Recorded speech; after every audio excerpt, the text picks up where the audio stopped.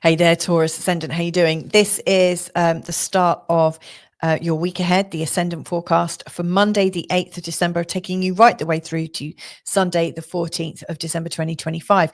Now, at the end of last week's forecast, if you listen to it, I was talking about the disappearance of the patterns that started back at the beginning of August, beginning of autumn, so around the 23rd, 24th of August, and how we've had this very strong repatterning of your attitudes towards social things, that sense of belonging, that sense of trust that you might have for other people.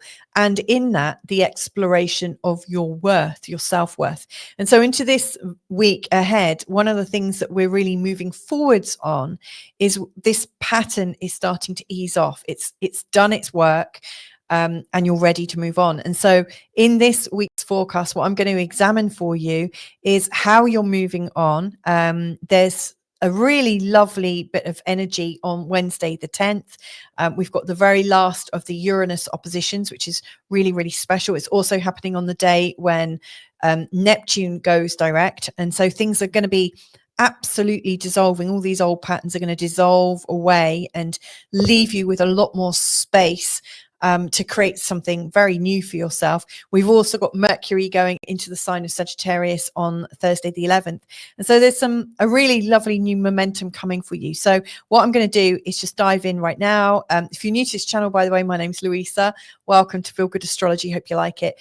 As ever, I start all my charts with a little thank you to the people that support my channel in all the different ways that you do. So thank you so much. And yeah, let's have a look now. So here I've got two different charts. This is the first chart from Monday the 8th at midnight in London. That's the time zone I'm in. And you'll see that the moon is in the sign of Cancer. Now, through the week, you'll see that the moon moves up into Libra by the end of the week. You'll also see that Mercury is going to change signs. You'll also see that Neptune, that currently, you can't quite see it there, but just there's a little R to show it's retrograde. By the end of this week, that will also have moved. And Mars will be positioned, getting ready to dive into the sign of Capricorn. So this is the first chart and this is the second chart. And so that's what I'm going to be looking at, is how do these movements tally in with your experience as somebody with Taurus ascendant. Now, let me just put in something extra here, because this chart is set up from a Taurian ascendant perspective, and I've used a whole sign Western tropical model. What that means is there's one sign per house. This is the first house, the second, the third, the fourth, right the way through to the 12th. So all of Taurus is in the first house. Now, if when you look at your birth chart, you see the symbol for Taurus, but also the symbol for Gemini in your first house, then it's also important to give Gemini a listen to too, because that will also be quite helpful for you. Anyway, these are the most important times in the week ahead as I see them, from the 8th until Sunday the 14th. These are the dates, or the positions of when the moon's changing signs into Leo. That's there, into Virgo on the 10th, and then finally into Libra on the 12th. And you can see Neptune's going direct on the 10th, and then Mercury heads into Sagittarius on the 11th. So let's see what this all means. So we're starting Monday the 8th. The moon is just at the tail end of the sign of Cancer, and it quickly goes into the sign of Leo. Now, with the moon heading into the sign of Leo, all of your attention is likely to be focused around the home. You'll be much more likely to want to rest, to recuperate, to spend time around literally just the people that you really care for, people that you trust, people that you have intimacy with, and not much else. It's a time when you want to be bold in your affections, but you also want to be around people that you absolutely have a cast iron recognition of trust and loyalty with. So I wouldn't expect too much other than coziness around that time.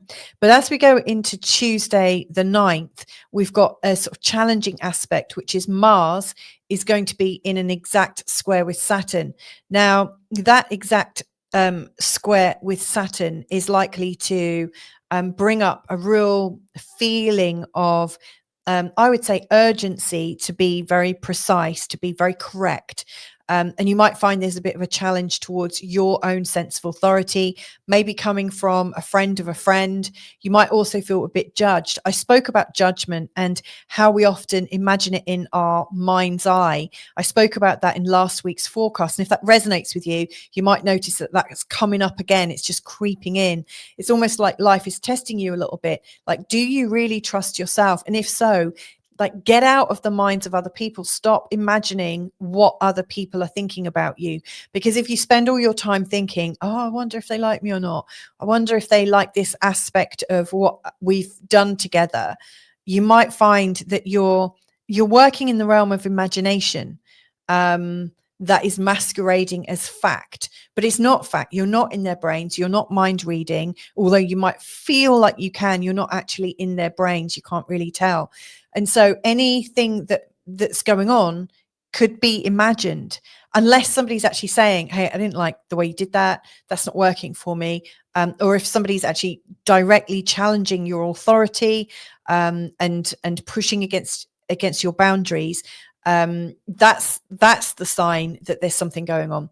But this Saturn and Mars square, the exact square, is a real sort of indication of you're rubbing up, the wrong way around somebody.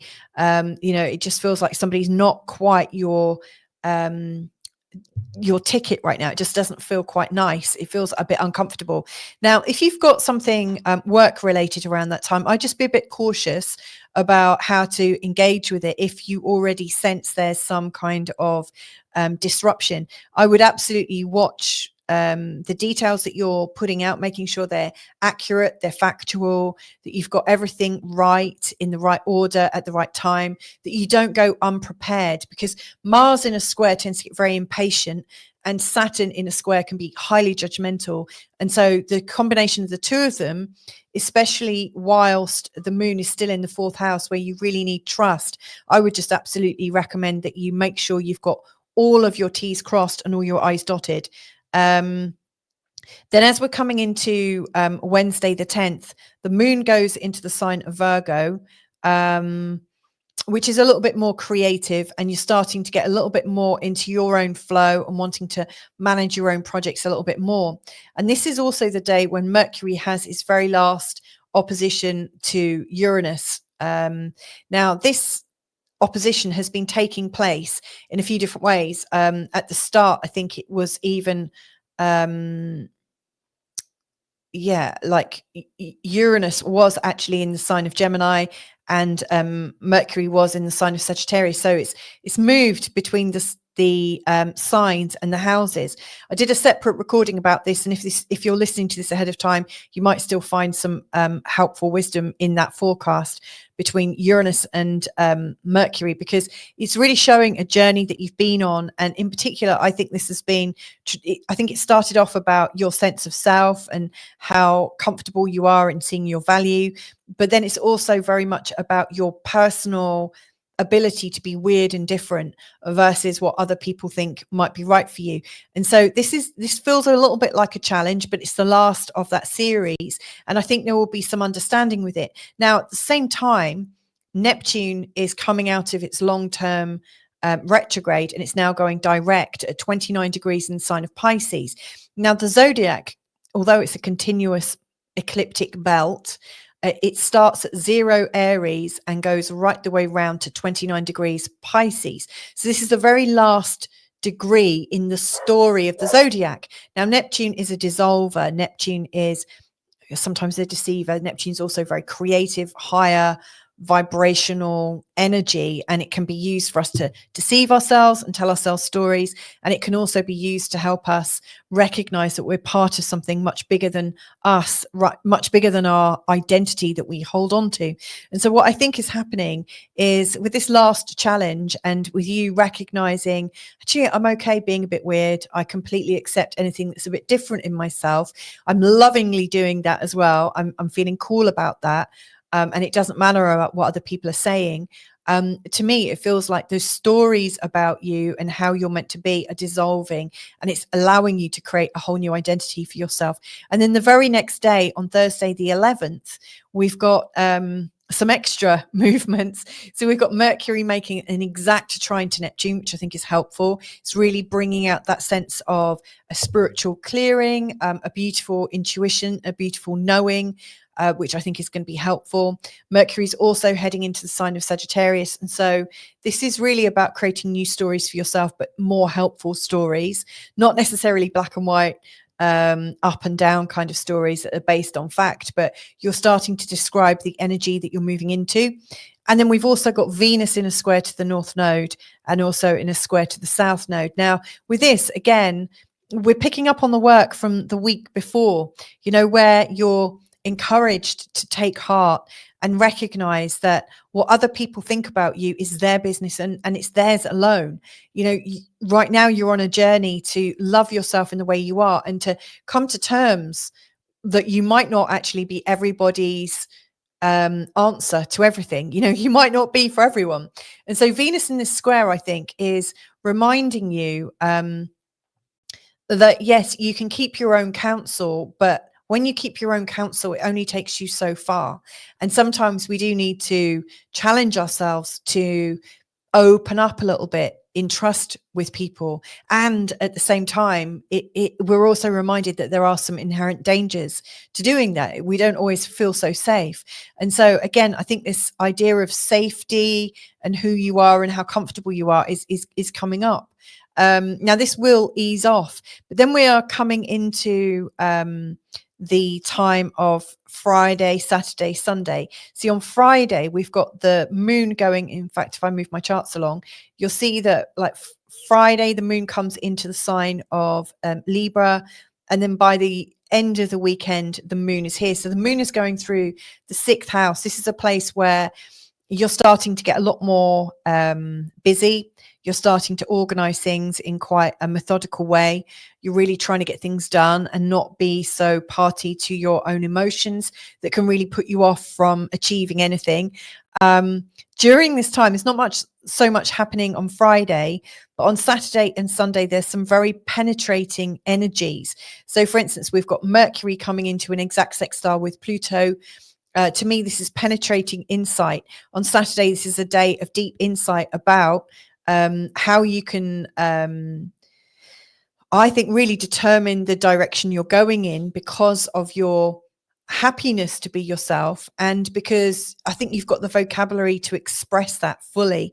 So even if you feel that people aren't in alignment with you or don't agree with you or approve of you, all of a sudden there's this penetrating insight into that and how you might communicate about that, which is really wonderful. Then we've also got Mars coming into an exact square with Neptune. Now this is happening on Sunday, and so for that reason, Mars and Neptune in a square can be quite low energy, can be a time when we feel a little bit awakened to disillusionment and disenchantment. It can be a time when our energy suddenly drops and we feel like, oh, what's the point? Like nothing's going to change. And we can get a little bit negative with that. But really what it's bringing up is this, I think that the gap between your real physical reality and then the potential of your spiritual reality, which you also recognize as true. And it's like, how do you manage the gap? It's like mind the gap. And so in the futility of being able to blend the two together, we can get a little bit kind of, oh, God, here I go again. This is so difficult. It's because we're trying to blend two immutable energies, spirit and then physical matter, and it gets a bit clumsy. But on this day as well, and this is a day that really gets us questioning things, on Sunday the 14th, we've also got the sun going into this lovely trine with down here with Chiron. And this is, I think, a day where we see clearly and we're able to release ourselves a little bit and recognize, do you know what? I've been on a protection racket. I've been keeping myself safe. I've had all these voices in my head telling me what people are thinking to keep me safe, to modify my behavior and things. But we recognize that we can be vulnerable. We recognize that we might have ups, we might have downs, we might have preferences, we might have things that we're a bit sore about, we might have things that create problems for us. But the openness is actually the medicine.